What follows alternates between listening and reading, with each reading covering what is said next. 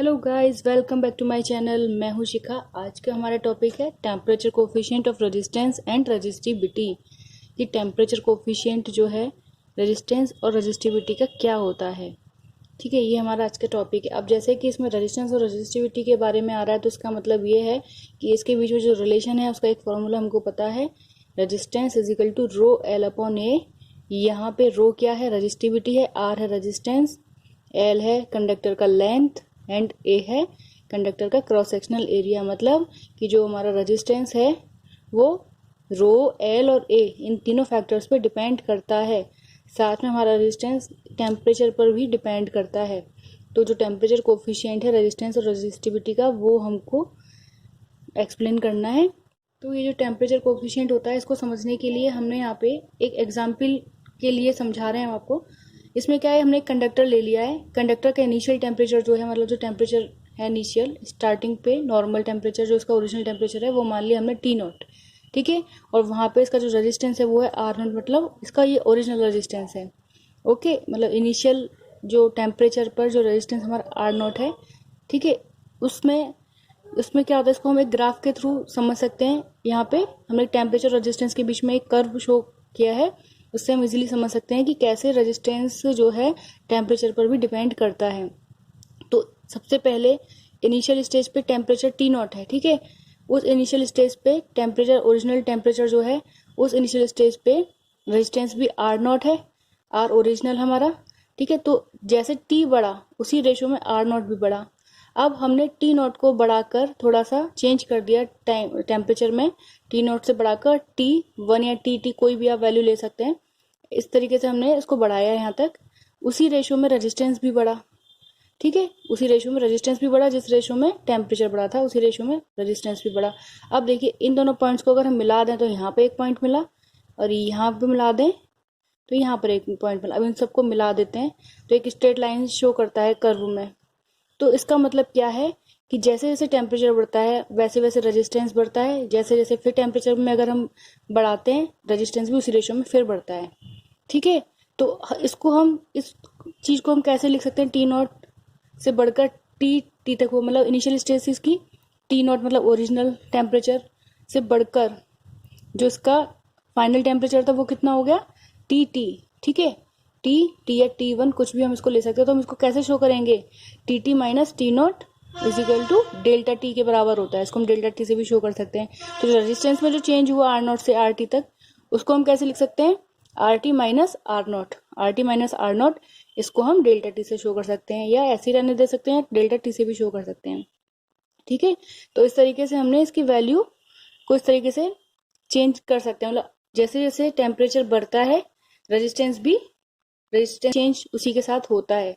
ठीक है, तो यहाँ पे consider a conductor having resistance R not at 0 degree Celsius and R T at T degree Celsius. Okay, हमने यहाँ पे एक कंडक्टर लिया है जिसका रेजिस्टेंस है R not 0 degree Celsius temperature पर, और एक कंडक्टर लिया है जिसका टेम्परेचर है resistance R T T degree Celsius पे, मतलब ठीक है टेम्परेचर। ओके, तो अभी हमने क्या देखा, ये रेजिस्टेंस जो है इंक्रीज किस तरीके से होता है टेम्परेचर के साथ, वो हमें देखना है। ठीक है, तो पहला रिलेशन क्या निकला कि जो increase in resistance is directly proportional to the rise in temperature. Rise in temperature मतलब टी नॉट से टी तक चेंज हुआ, तो रेजिस्टेंस अभी हमारा आर नॉट से आर टी तक चेंज हुआ। ओके, तो रेजिस्टेंस भी जो है आर टी तक चेंज हुआ, मतलब कि जो हमारा चेंज इन रेजिस्टेंस है वो डायरेक्टली प्रोपोर्शनल है change in temperature. Delta T की वैल्यू क्या होती है? Final value minus initial value. ठीक है, जैसे रेजिस्टेंस की वैल्यू है फाइनल रेजिस्टेंस की वैल्यू माइनस इनिशियल रेजिस्टेंस की वैल्यू। ओके, तो पहला रिलेशन क्या है? Is directly proportional to the rise in temperature, that is R T minus R not proportional to delta T या चेंज इन टेम्परेचर या rise in temperature. Okay, और उसके बाद में ये वाला जो पहला पॉइंट है वो क्या है? Is directly proportional to the initial resistance, that is जो इसका इनिशियल रेजिस्टेंस पे भी डिपेंड करता है। जो भी रेजिस्टेंस में जो चेंजेस है, जो भी इंक्रीज इन रेजिस्टेंस है, हमारा रेजिस्टेंस आर नॉट से बढ़कर जब आर टी हुआ था, तो ये भी डिपेंड करता है इनिशियल वैल्यू जो है रेजिस्टेंस की। रेजिस्टेंस की जो ओरिजिनल वैल्यू है उस पर ही डिपेंड करता है। अब जैसे कि इस तरीके से हम कह सकते हैं यहाँ पे कि जो भी रेजिस्टेंस में चेंज है वो डायरेक्टली प्रोपोर्शनल होता है इनिशियल वैल्यू जो है रेजिस्टेंस की उस पे। ठीक है, तो ये दोनों इक्वेशन हमारे पास निकल कर आती है। पहली इक्वेशन क्या थी कि ये डायरेक्टली प्रोपोर्शनल है टेम्परेचर में चेंज के, जो रेजिस्टेंस में जो भी चेंजेस हो रहे हैं वो डायरेक्टली प्रोपोर्शनल होता है टेम्परेचर में चेंजेस के। ठीक है, चेंजेस से मतलब टेम्परेचर बढ़ना, राइज इन टेम्परेचर। और दूसरा रिलेशन क्या निकल कर आया, दूसरी इक्वेशन क्या थी कि जो भी रेजिस्टेंस में चेंजेस हैं वो भी इनिशियल वैल्यू जो है रेजिस्टेंस की उस पर डिपेंड करता है, तो directly proportional to the initial resistance that is R T minus R not proportional to R not. Okay, अब इन दोनों इक्वेशन को अगर हम कंबाइन कर दें, मतलब मिक्स कर दें, मिला दें, तो रिलेशन क्या आएगा, R T minus R not proportional to R not dot delta T. ठीक है, तो क्या हो गया, इन दोनों को अगर हमने कंबाइन किया तो क्या हुआ, R T minus R not proportional to R not dot delta T. ठीक है, तो ये हमारा एक इक्वेशन, जब इन दोनों को मर्ज किया तो ये इक्वेशन बनकर आया। इसके बाद हमने इसको रीअरेंज कर लिया। जब हम एक प्रोपोर्शनल का साइन था वहां से जब प्रोपोर्शनल का साइन हटाएंगे तो इक्वल आएगा, इक्वल लगाएंगे तो एक कांस्टेंट बनकर आता है ना, प्रोपोर्शनल साइन हटाते हैं तो एक इक्वल के साथ एक कांस्टेंट भी आता है। ठीक है, एक प्रोपोर्शनल के साथ एक कांस्टेंट भी आता है, तो हम इसको इस तरीके से लिख सकते हैं कि R T minus R not equals to alpha not R not delta T. ठीक है, वहां पे जो प्रोपोर्शनल का साइन था वहां से हमने उसको हटा दिया, तो क्या बना, ये प्रोपोर्शनल के साइन को हटाया तो क्या साइन लगाया हमने, इक्वल के साथ एक कांस्टेंट। तो ये जो हमारा एल्फा नॉट है ये क्या है, ये वही है जो टॉपिक का नाम है। टॉपिक का नाम क्या है, temperature coefficient of resistance at 0 degree Celsius. ठीक है, एल्फा नॉट का मतलब है 0 डिग्री सेल्सियस, उसकी इनिशियल कंडीशन है वो।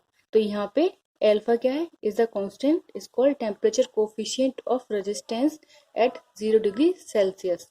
ठीक है, अब इस इक्वेशन को अगर हम रीअरेंज करें, इक्वेशन आ गई हमारी थर्ड इक्वेशन, अगर इस इक्वेशन को हम रीअरेंज कर लें तो इसकी वैल्यू कुछ इस तरीके से आएगी कि R T is equal to R not, bracket में आर नॉट बाहर निकाल दिया तो क्या बचा अंदर, 1 plus alpha not dot delta T. ठीक है, अब इक्वेशन हमने 4 मान ली। अब यहां से एल्फा नॉट की वैल्यू अगर हम निकालते हैं तो वो इस तरीके से कुछ आएगी। एल्फा नॉट की अगर हम वैल्यू निकालेंगे तो यहाँ पे ये वैल्यू हो जाएगी। ठीक है, तो एल्फा नॉट अगर कोई बोलेगा कि टेम्परेचर कोफिशिएंट फाइंड करना है तो इस फॉर्मूले में ये सारी वैल्यूज को हम पुट करके एल्फा नॉट की वैल्यू भी निकाल सकते हैं। और अगर कोई पूछे इसका यूनिट क्या है तो यूनिट निकालने का एक सिंपल तरीका ये है कि जो भी रेजिस्टेंस में चेंज है R T minus R not, ये जो रेजिस्टेंस में चेंज है R T minus R not, resistance में चेंज ही हुआ ना, ये मतलब इनिशियल वैल्यू वो final value minus initial value resistance में चेंज, तो इसका भी यूनिट ओम ही होगा। ठीक है, अपॉन आर नॉट, इसका भी यूनिट ओम में है, तो आर नॉट से मतलब ये जो इसका यूनिट है ओम, इसका भी यूनिट है ओम। कैसे, इसका यूनिट है ओम और इसका यूनिट आर नॉट का ये भी है ओम, और डिग्री सेल्सियस का क्या है, टेम्परेचर में जो भी टेम्परेचर है इसका यूनिट क्या होगा, डिग्री सेल्सियस। तो ओम से ओम कट गया तो इसका जो यूनिट आया 1 अपॉन डिग्री सेल्सियस या पर डिग्री सेल्सियस, हम इसको यूनिट बोल सकते हैं। ठीक है, तो इस तरीके से इसका यूनिट है। ये हमेशा इंटरव्यूज में एमसीक्यू टाइप क्वेश्चंस में हमेशा पूछा जाता है। ये बहुत इंपॉर्टेंट पॉइंट है इसका कि टेम्परेचर कोफिशिएंट जो होता है रेजिस्टेंस का उसका यूनिट क्या होता है, तो हम कहेंगे कि पर degree Celsius, 1 upon degree Celsius या पर डिग्री सेल्सियस। ठीक है, तो इस फॉर्मूले से हम टेम्परेचर कोफिशिएंट की वैल्यू फाइंड कर सकते हैं। ठीक है, तो यहाँ पे इंक्रीज इन रेजिस्टेंस पर ओम, ओरिजिनल रेजिस्टेंस पर degree Celsius rise in temperature क्या है, इक्वल्स टू इंक्रीज, ये क्या है, इंक्रीज इन रेजिस्टेंस पर ओम ओरिजिनल रेजिस्टेंस, ठीक है, पर degree Celsius rise in temperature. इस फॉर्मूले से इस वैल्यू को इस तरीके से इसको डिफाइन किया गया है। ओके, अब ये जो टेम्परेचर है, इसलिए temperature coefficient of resistance of a material is the increase in resistance पर ओम ओरिजिनल रेजिस्टेंस पर डिग्री सेल्सियस राइजिंग टेम्परेचर। इस तरीके से हम इसको इस फॉर्मूले से डिफाइन कर सकते हैं। इसकी डेफिनेशन क्या होती है अल्फा नॉट की, कि जो भी टेम्परेचर कोफिशिएंट है रेजिस्टेंस का वो क्या होगा, इन रेजिस्टेंस में जो भी चेंजेस होगा वो पर ओम, जो भी ओरिजिनल रेजिस्टेंस है इसका वो पर डिग्री सेल्सियस, मतलब पर डिग्री सेल्सियस जो भी टेम्परेचर में राइज हुआ है, वो जो भी चेंज हुआ है टेम्परेचर में वो। ठीक है, तो ये तो था पहला भी, रेजिस्टेंस का टेम्परेचर कोफिशिएंट हम इस तरीके से मेजर कर सकते हैं। अभी हमारा रेजिस्टिविटी का टेम्परेचर कोफिशिएंट क्या होगा, तो जैसे कि रेजिस्टेंस जो है रेजिस्टिविटी का ही एक पार्ट है, रेजिस्टेंस भी डायरेक्टली रेजिस्टिविटी पर भी डिपेंड करती है। तो अभी हमारा रेजिस्टिविटी वाला फॉर्मूला क्या था, रेजिस्टेंस और रेजिस्टिविटी में वहां से रो हमने निकाली थी, रेजिस्टिविटी इजिकल टू RA/L। ठीक है, तो यहाँ पे क्या है, ये जो area of cross sectional area जो है कंडक्टर का वो, और इसकी जो लंबाई है कंडक्टर की L, जब भी टेम्परेचर बढ़ेगा तो इसके एरिया, क्रॉस सेक्शनल एरिया और लेंथ में कोई भी ज़्यादा चेंजेस नहीं आएंगे, मतलब ये स्टेबल रहेंगे। बहुत ज़्यादा चेंजेस नहीं आते, मतलब वो नेग्लेजिबल हो जाते हैं, उनको हम नेग्लेक्ट कर देते हैं। तो जो हमारा रो है वो डायरेक्टली प्रोपोर्शनल हो जाता है रेजिस्टेंस के। ठीक है, क्योंकि इन दोनों में तो ज़्यादा चेंज हुआ ही नहीं, केवल रेजिस्टेंस पर ही चेंज होगा जो भी होगा। तो जो रो है रेजिस्टिविटी वो डायरेक्टली प्रोपोर्शनल हो जाती है रेजिस्टेंस के।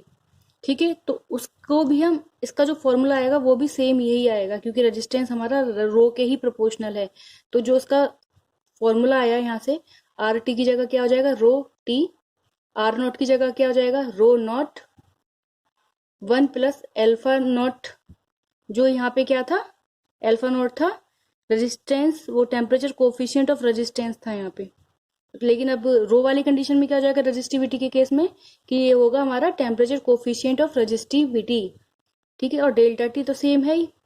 ठीक है, तो इसको हम किस तरीके से लिख सकते हैं, अगर हम रेजिस्टिविटी के बारे में बात करते हैं तो resistivity T is equal to rho T, R naught की जगह क्या हो जाएगा, रो नॉट और 1 plus alpha not dot delta T. यहाँ पे अब एल्फा नॉट क्या होगा, temperature coefficient of resistivity at 0 degree Celsius. Okay, at 0 degree Celsius. तो ये थे हमारे रेजिस्टेंस और रेजिस्टिविटी का जो टेम्परेचर कोफिशिएंट पे जो भी फॉर्मूले निकल कर आते हैं वो इस तरीके से आते हैं। इन फॉर्मूले पे न्यूमेरिकल्स भी एग्जाम्स में पूछे जाते हैं। मैं नेक्स्ट क्लास में आपको यही इनके न्यूमेरिकल्स ही बताऊंगी कि किस तरीके से इसको न्यूमेरिकल सॉल्व किए जाते हैं। Okay, thank you. वीडियो अच्छी लगे तो लाइक करें, सब्सक्राइब करें और वीडियो को लास्ट तक जरूर देखें और कमेंट जरूर करें। कोई भी क्वेरीज हो तो आप कमेंट करके पूछ सकते हैं, और ये आप इसको भी नोट कर सकते हैं, ये आपके बहुत हेल्पफुल भी रहेगा। Okay, thank you.